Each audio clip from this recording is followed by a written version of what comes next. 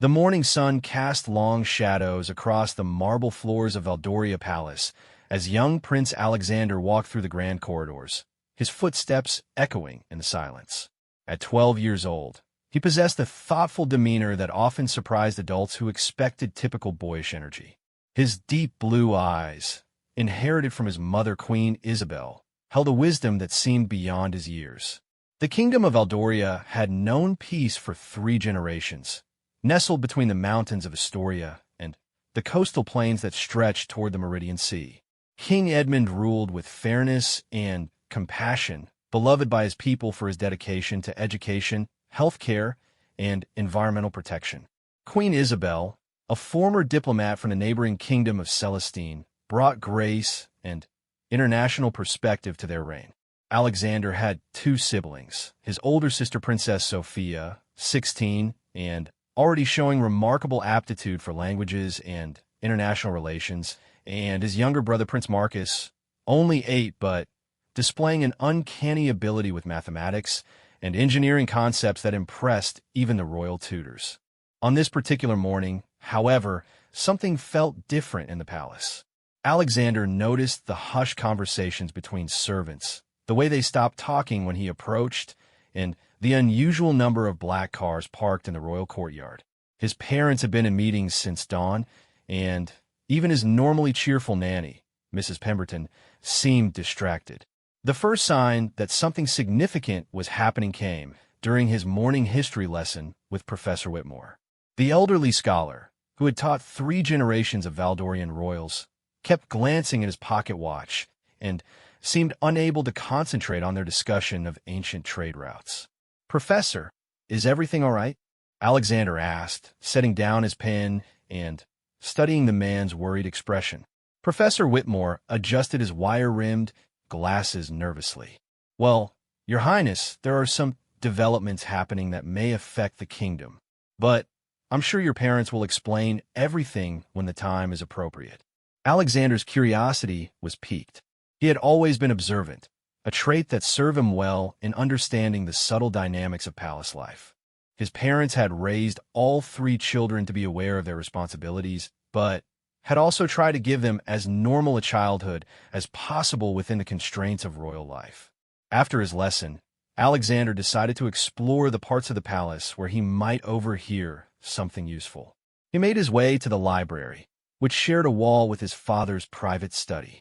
The massive library, with its floor-to-ceiling bookshelves and comfortable reading nooks, had always been his favorite retreat. Today, however, he positioned himself near the section on political science, where he could hear muffled voices from the adjacent room. Through the thick walls, he could make out his father's deep voice speaking with someone he didn't recognize. The words were unclear, but the tone suggested serious discussion. He caught fragments: constitutional crisis, ancient laws, and bloodline verification. The conversation was interrupted when his mother entered the library. Queen Isabel moved with her characteristic grace, but Alexander noticed the slight tension in her shoulders and the way she clasped her hands together when she was worried. "Alexander, darling, there you are," she said, her voice carrying its usual warmth but with an underlying note of concern. "Your father and I need to speak with you and your siblings. Could you help me gather Sophia and Marcus?" "Of course, Mother," Alexander replied, closing the book he had been pretending to read. "Is everything all right? Everyone seems quite serious today." Queen Isabel paused, choosing her words carefully. "There are some important matters we need to discuss as a family. Nothing for you to worry about immediately, but we believe in being honest with you children about things that might affect our family and our kingdom."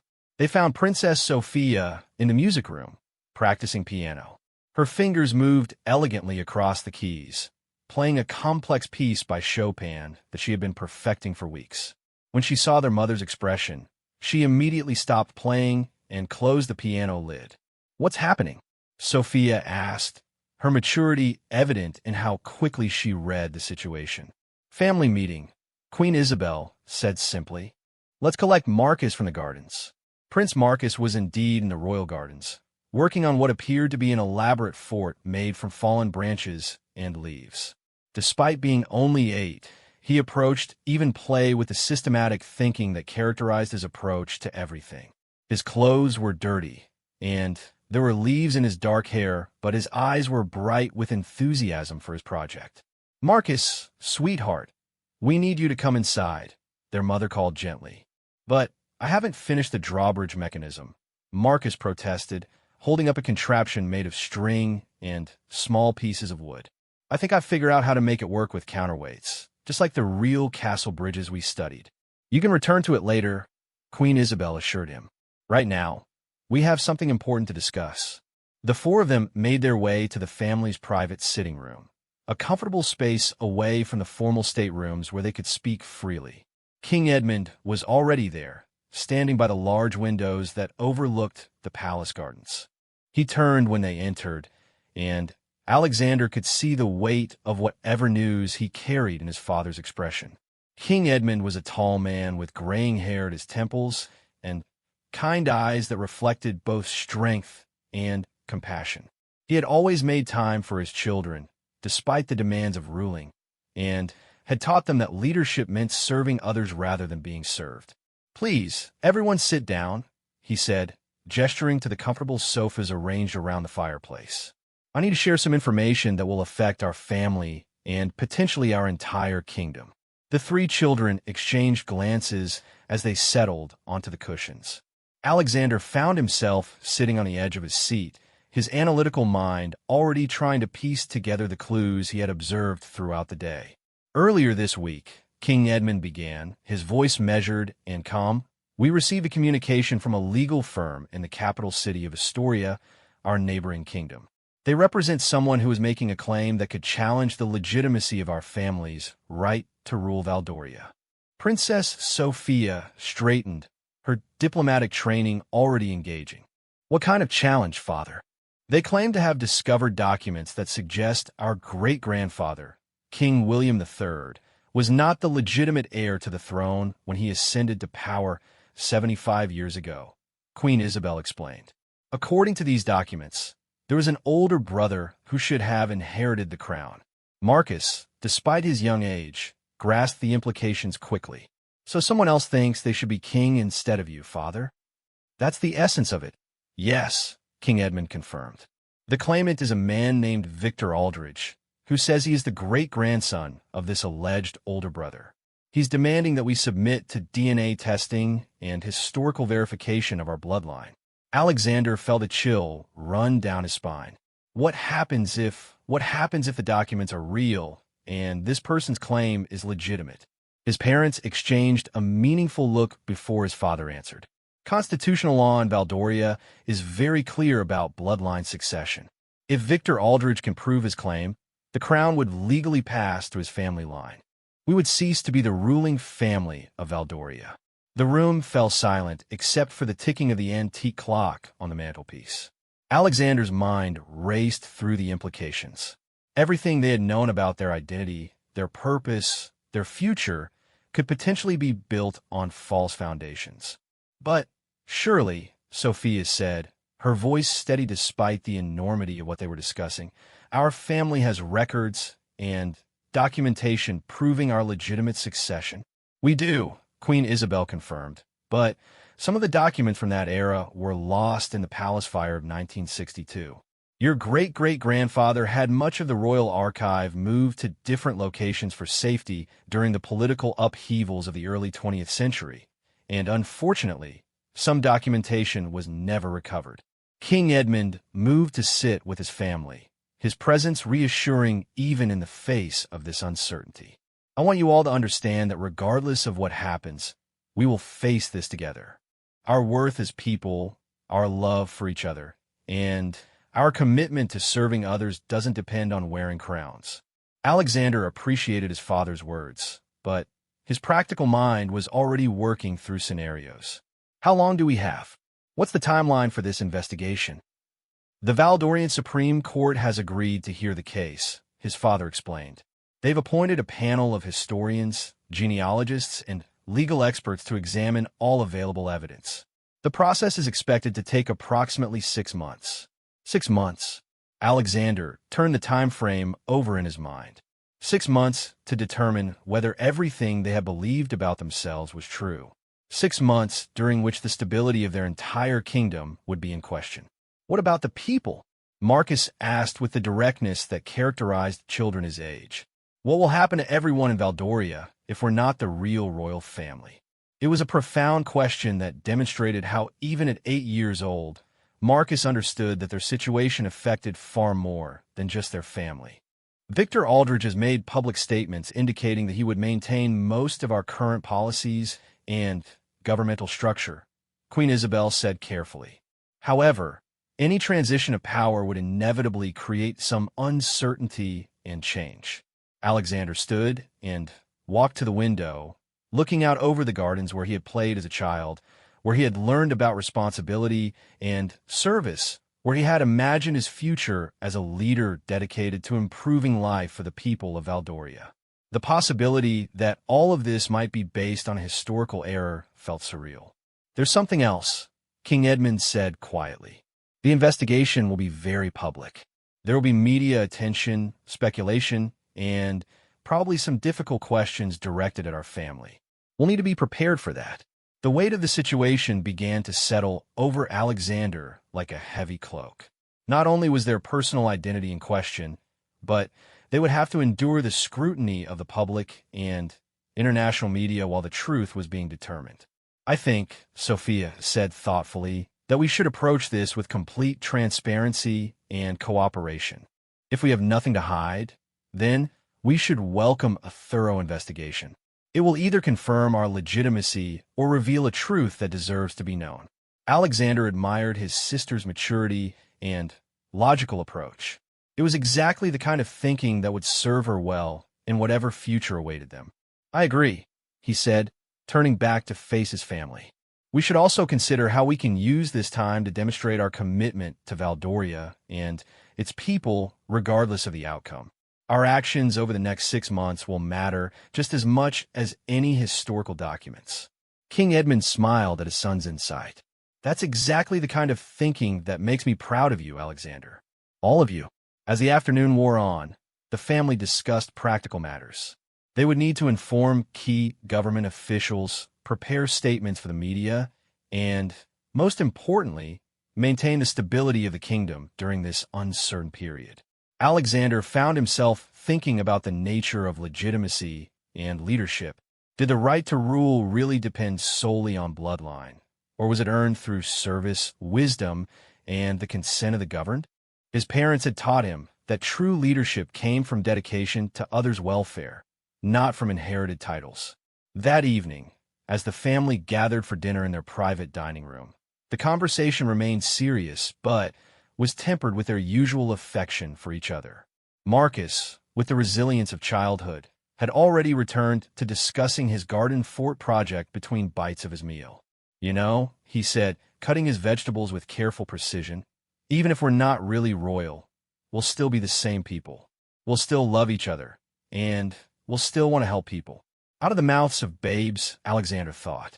His youngest brother had, in his simple way, identified the core truth that would sustain them through whatever challenges lay ahead. After dinner, Alexander walked through the palace corridors that had been his home for his entire life.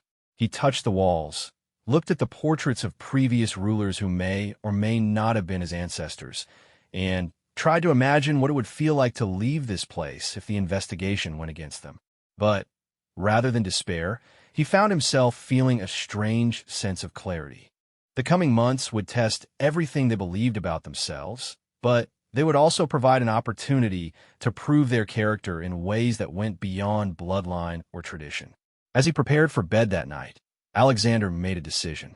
Regardless of what the investigation revealed, he would use the next 6 months to become the best version of himself possible. He would study harder, serve more actively, and demonstrate the qualities that he believed were truly important in a leader. The devastating news had indeed confirmed what lay ahead for Prince Alexander and his family, a period of uncertainty, challenge, and potentially life-changing discovery. But it had also revealed their strength as a family and their commitment to facing whatever truth emerged with dignity and grace.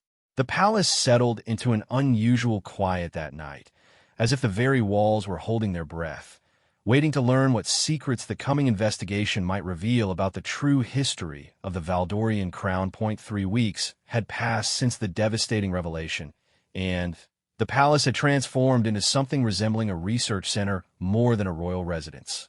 Teams of historians, genealogists, and legal experts moved through the corridors with briefcases and laptop computers, examining every document, painting, and artifact that might shed light on the succession question. Prince Alexander found himself fascinated by the investigation process, despite the personal stakes involved. He spent his free time observing the experts at work, asking questions when appropriate, and learning about historical research methods that had never been part of his formal education. Dr. Margaret Chun, the lead genealogist appointed by the Supreme Court, had become a familiar presence in the palace. A small woman in her 50s with sharp eyes behind wire-rimmed glasses, she approached her work with meticulous attention to detail that reminded Alexander of his mathematics tutor. The challenge, Dr. Chun explained to Alexander during one of their conversations in the Royal Archive Room, is that record-keeping in the early 20th century was disrupted by 2 world wars and several political upheavals. Many European royal families lost significant portions of their historical documentation during this period. Alexander watched as she carefully examined a leather-bound ledger from 1948. But surely there must be some records that survived? Oh, there are records, she assured him, but they don't all tell the same story. We have birth certificates, marriage records, military service documents, and correspondence. The question is interpreting what they mean and determining which sources are most reliable. The young prince had learned more about his family's history in the past 3 weeks than in all his previous years combined. He discovered that his great-great-grandfather, King William III, had indeed had an older brother named Edmund Arthur, who had disappeared under mysterious circumstances in 1949, just 1 year before William ascended to the throne. What's particularly interesting, Dr. Chun continued, spreading several documents across the table, is that there are 2 different versions of events surrounding Edmund Arthur's disappearance. The official royal records indicate that he renounced his claim to the throne to pursue a life as a private citizen. But we found correspondence suggesting that he may have been involved in a diplomatic mission that went wrong. Alexander studied the documents, his ability to read old-fashioned handwriting improving daily. What kind of diplomatic mission? This is where it becomes complicated, Dr. Chun said, pointing to a letter dated 1949. Edmund Arthur was apparently working on secret negotiations with several neighboring kingdoms to establish a regional alliance. There are hints that he may have fallen in love with someone considered unsuitable for a future king, which could have created a conflict between his personal desires and his royal duties. The story was becoming more intriguing and complex than any novel Alexander had ever read. His great-great-great-uncle had been a real person with hopes, dreams, and difficult choices, not just a name in a genealogy chart. Meanwhile, the media attention had intensified beyond anything the royal family had previously experienced. International news crews camped outside the palace gates, and every public appearance by any member of the royal family was analyzed and discussed on television programs and social media platforms. Princess Sophia had handled the pressure with remarkable grace, continuing her official duties and public engagements while maintaining the dignity expected of the heir apparent. During a recent visit to a children's hospital, she had been asked by reporters about the ongoing investigation. "We welcome the opportunity to have our family's history thoroughly examined," she had said with composure that impressed even seasoned journalists. Truth and transparency are values that should guide any royal family, and we're committed to cooperating fully with the investigation. Alexander admired his sister's poise, but he could see the strain the situation was placing on all of them. His parents maintained their official schedule, but seemed more tired than usual, and even energetic Marcus had become more subdued, asking fewer questions and spending more time reading quietly in his room. The most challenging aspect of the situation was the uncertainty about Victor Aldridge, the man claiming to be the rightful heir. He had been invited to participate in the investigation and provide DNA samples, but so far had remained largely out of public view. The little information available suggested that he was a successful businessman in his 40s who had grown up believing his family had been cheated out of their royal inheritance. Alexander found himself wondering what kind of person Victor Aldrich was. Did he genuinely believe in his claim, or was he motivated by ambition and the desire for power? What would it be like to suddenly discover that you might be the rightful king of an entire nation? One afternoon, while Alexander was studying in the library, Professor Whitmore approached him with a thoughtful expression. "Your Highness, I've been doing some research of my own into this matter," the elderly scholar said, settling into a chair across from Alexander's desk. "I've been corresponding with colleagues at universities across Europe, trying to understand the broader historical context of what happened in the late 1940s. Alexander looked up from his mathematics homework, grateful for the distraction. "What have you discovered?" "Well, it appears that your great-great-great-uncle Edmund Arthur wasn't the only royal heir who disappeared or renounced claims during that period," Professor Whitmore explained. "There was significant political pressure on many royal families to modernize, and some heirs chose to step away from their roles rather than adapt to changing expectations. So Edmund Arthur's disappearance might have been part of a larger pattern." "Exactly. But here's what's particularly interesting," the professor continued, lowering his voice conspiratorially. "I found references in diplomatic archives to a secret meeting that took place in Switzerland in 1949. Representatives from several kingdoms, including Valdoria, were apparently discussing ways to strengthen monarchies against growing republican movements." Alexander felt a flutter of excitement. This sounded like exactly the kind of information that might help explain what had really happened to Edmund Arthur. "Do you think Edmund Arthur was at this meeting?" "I think it's very possible," Professor Whitmore said. "And if he was, it might explain why he disappeared so suddenly. Perhaps he learned something or became involved in something that forced him to choose between his royal inheritance and some other priority." That evening at dinner, Alexander shared Professor Whitmore's discoveries with his family. King Edmund listened with interest, but cautioned against getting too excited about theories that might not be supported by concrete evidence. "We must be careful not to let hope or speculation cloud our judgment," he warned gently. "Whatever the truth is, we need to be prepared to accept it." Alexander understood his father's caution, but he couldn't help feeling that they were getting closer to understanding what had really happened 75 years ago. The investigation was revealing a complex web of personal relationships, political pressures, and historical events that had shaped their family's destiny. The following week brought a significant development when Dr. Chen announced that DNA results were ready for review. The entire family gathered in King Edmund's private study to hear the results, along with representatives from the Supreme Court and the legal team managing the investigation. Dr. Chen opened her briefcase and withdrew a thick folder. "The DNA analysis has provided some interesting information," she began carefully. "We were able to extract genetic material from several sources, including personal items that belonged to Edmund Arthur and samples from the current royal family." Alexander felt his heart beating faster. This moment could potentially change everything.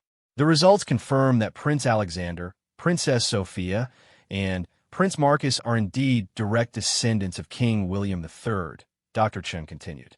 However, the DNA evidence also confirms that Edmund Arthur was William's older brother, as claimed in the disputed documents. The room fell silent as everyone processed this information. The genetic evidence supported Victor Aldrich's claim about the family relationship, but it didn't resolve the question of legitimate succession. The key issue, explained Justice Harrison from the Supreme Court, is whether Edmund Arthur formally renounced his claim to the throne before his disappearance. If he did, then the succession to William was legitimate. If he didn't, then his descendants would have a valid claim to the crown. Alexander felt a mix of emotions. On one hand, the DNA results confirmed that they were genuinely part of the royal bloodline. On the other hand, the fundamental question about legitimate succession remained unresolved. "What's our next step?" Queen Isabel asked. We need to find more definitive documentation about Edmund Arthur's intentions and actions in 1949, Dr. Chen replied. The investigation is far from over.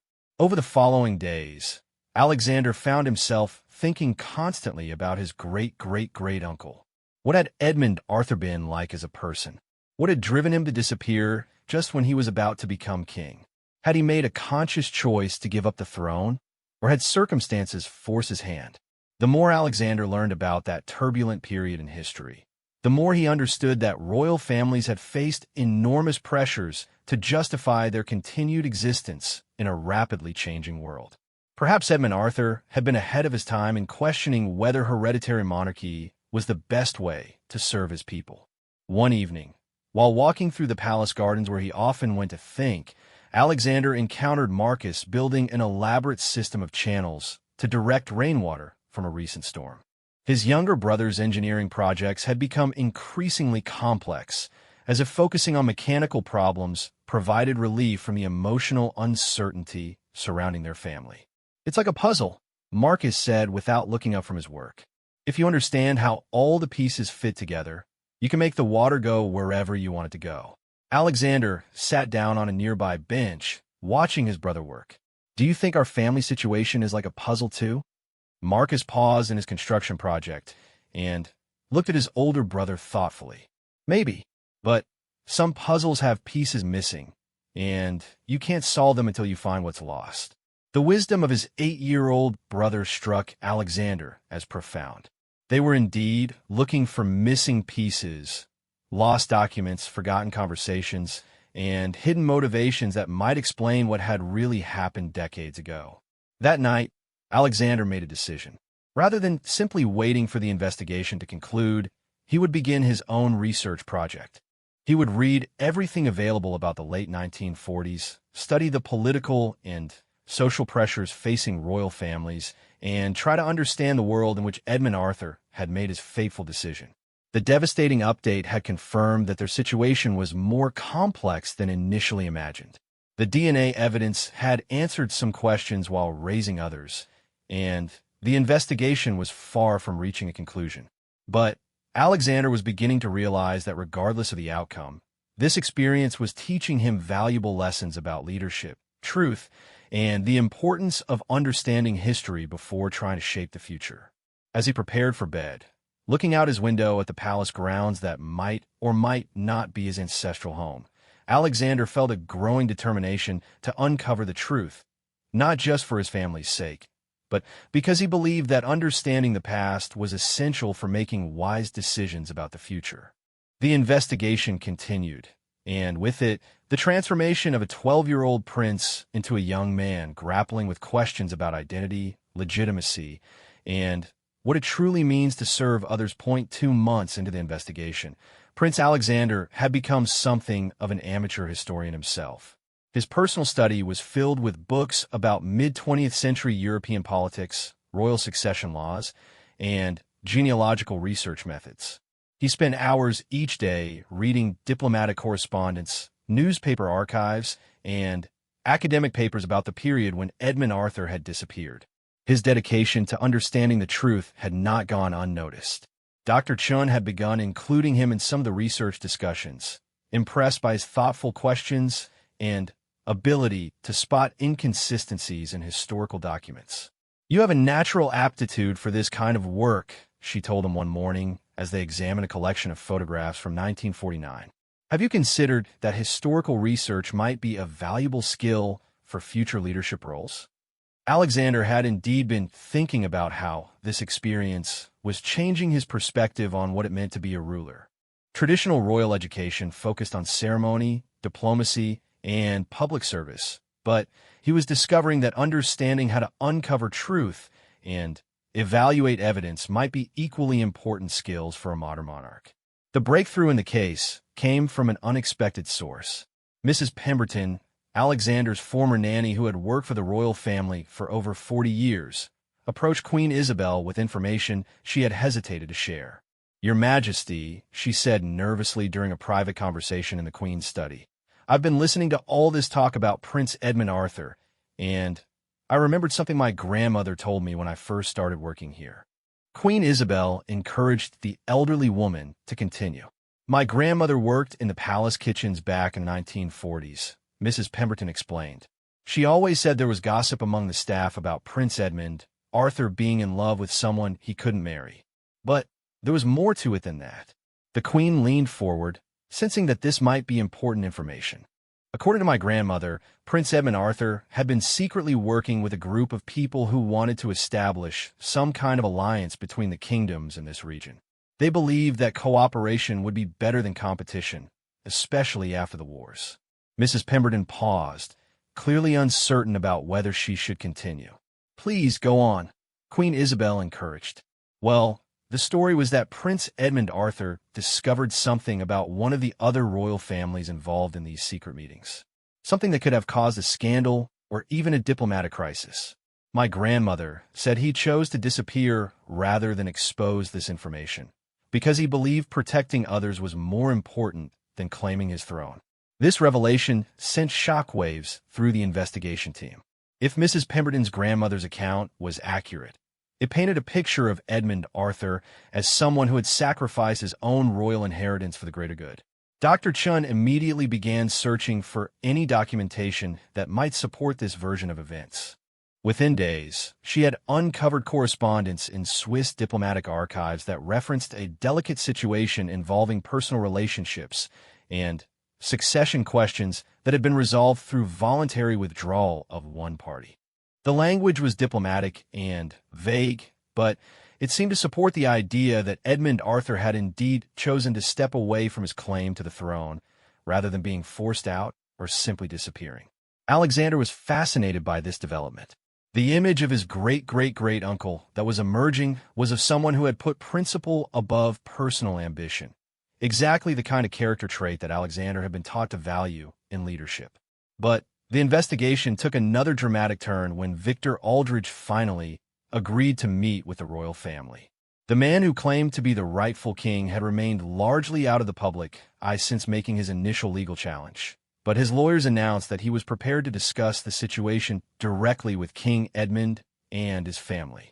The meeting was arranged for a neutral location, the Valdorian Supreme Court building, with representatives from both families and their legal teams present. Alexander was initially told he would not be included in the meeting, but he successfully argued that as the current heir apparent, he should be present to hear Victor Aldridge's perspective firsthand. When Alexander first saw Victor Aldridge, he was struck by the family resemblance. The man was indeed tall, like the current royal family, with the same deep-set eyes and strong jawline that characterized the Valdorian royal lineage. But there was something in his demeanor that seemed different from what Alexander expected. Rather than appearing eager for power or resentful about his family's treatment, Victor Aldridge seemed almost reluctant to be there. He spoke quietly and thoughtfully, explaining how he had grown up knowing little about his royal heritage. My great-grandfather Edmund Arthur never spoke about his past, Victor explained to the assembled group. He built a successful business, married my great-grandmother, and raised his family without ever mentioning that he had once been heir to a throne. I only learned about our royal connection when I was researching family genealogy after his death. King Edmund studied the man who might be his legitimate replacement. What made you decide to pursue this claim? Victor Aldridge was quiet for several moments before answering. Honestly, Your Majesty, I'm not entirely sure I should have. When I first discovered the documents suggesting that my great-grandfather had been the legitimate heir, I felt obligated to investigate. But the more I've learned about what that would mean for your family, for the kingdom, for all the people whose lives would be affected, the less certain I've become about whether pursuing this claim is the right thing to do. This was not what anyone had expected. Alexander found himself both relieved and confused by Victor Aldridge's apparent ambivalence about claiming the throne. Princess Sophia asked the question that was on everyone's mind. If you have doubts about pursuing your claim, why haven't you withdrawn it? Because I don't think the question is really about what I want or what your family wants, Victor replied thoughtfully. I think it's about what Edmund Arthur would have wanted and what's best for the people of Eldoria. Those might not be the same thing. The conversation continued for several hours, with both families sharing what they had learned about Edmund Arthur and the circumstances surrounding his disappearance. Alexander was impressed by Victor Aldrich's thoughtfulness and apparent lack of personal ambition, but he was also troubled by the implication that doing the right thing might require his family to give up everything they had known. Following the meeting, Alexander spent a sleepless night walking through the palace corridors, thinking about the complexities of the situation. The investigation had evolved from a simple question about legitimate succession into a profound examination of duty, sacrifice, and the nature of leadership itself. The next morning brought another significant development when Dr. Chen announced that she had located a safe deposit box that had belonged to Edmund Arthur. The box had been discovered in a bank in Switzerland, and its contents had been sealed since 1951. The opening of the safe deposit box was conducted under strict supervision, with representatives from both families, the Supreme Court, and independent witnesses present. Alexander watched with intense curiosity as the metal container was unlocked and its contents revealed. Inside were several personal items, a pocket watch, some jewelry, and a collection of letters. But, most significantly, there was a handwritten document that appeared to be Edmund Arthur's own account of his decision to renounce his claim to the throne. Dr. Chen carefully examined the document to verify its authenticity before reading it aloud to the assembled group. The letter was dated March 15, 1950, and addressed to future generations of my family. I am writing this to explain my decision to step away from my inheritance, the letter began. Not because I was forced to do so, but because I have come to believe that the welfare of others must sometimes take precedence over personal ambition or family tradition. The letter went on to describe Edmund Arthur's involvement in secret diplomatic negotiations and his discovery that one of the other royal families involved had been concealing information that could have destabilized the entire region. Rather than expose this information and potentially cause a crisis, Edmund Arthur had chosen to withdraw from public life, taking the secret with him. I hope that my brother William will rule wisely and that future generations will understand that sometimes the greatest service one can perform is to step aside when others can serve better, the letter concluded. I do not renounce my bloodline claim lightly, but I do so freely and with full knowledge of what it means. The room fell silent as the implications of Edmund Arthur's words sank in. This was not a man who had been cheated out of his inheritance or forced to abandon his claim. This was someone who had made a conscious, principled decision to sacrifice his own position for what he believed was the greater good. Alexander felt a profound sense of admiration for his great-great-great-uncle, but also a growing understanding of the burden that knowledge placed on his current family. If Edmund Arthur had freely chosen to renounce his claim, then King William's succession had been legitimate. But Edmund Arthur's descendants had grown up not knowing about this sacrifice, and Victor Aldrich had spent years believing his family had been wronged. After the contents of the safe deposit box were revealed, Victor Aldrich requested a private meeting with just Alexander and his immediate family. In King Edmund's study, away from lawyers and court officials, he spoke with surprising emotional honesty. "I need to apologize," he said, looking directly at Alexander. "When I first began this legal challenge, I believed that my family had been cheated out of our rightful inheritance. I was angry about what I thought had been done to my great-grandfather. But now I understand that Edmund Arthur made his choice freely, and that your family has been serving Valdoria legitimately for 3 generations." King Edmund studied Victor carefully. "What will you do now?" "I'm going to withdraw my claim," Victor said without hesitation. "Not because I'm forced to, but because it's the right thing to do. Edmund Arthur chose principle over power, and I think I should honor that choice." Alexander felt a mixture of relief and respect for Victor Aldrich. The man had demonstrated exactly the kind of character that Alexander hoped to develop in himself, the ability to put what was right ahead of what was personally advantageous. But Victor wasn't finished. "However, I do have a request. I would like to establish a relationship with your family, if you're willing. We are, after all, cousins of a sort, and I think there might be value in maintaining that connection." This suggestion opened up new possibilities that Alexander found intriguing. Rather than enemies fighting over a crown, They could be family members working together to serve their shared heritage and values. The devastating update had indeed confirmed what lay ahead for Prince Alexander and his family, but not in the way anyone had expected. Instead of losing their crown, they had gained a deeper understanding of their responsibility, a greater appreciation for the sacrifice that had made their rule possible, and potentially a new ally in their commitment to serving others. As the formal investigation concluded and Victor Aldridge prepared to withdraw his legal challenge, Alexander reflected on everything he had learned. The experience had taught him that leadership wasn't just about bloodline or tradition, but about character, wisdom, and the willingness to make difficult choices for the benefit of others. The crisis that had threatened to destroy his family's legacy had instead strengthened it, revealing truths about their past that made their future service even more meaningful. Alexander understood now that he wasn't just inheriting a crown. He was inheriting a responsibility to live up to the principled example set by an uncle he had never known but now greatly admired.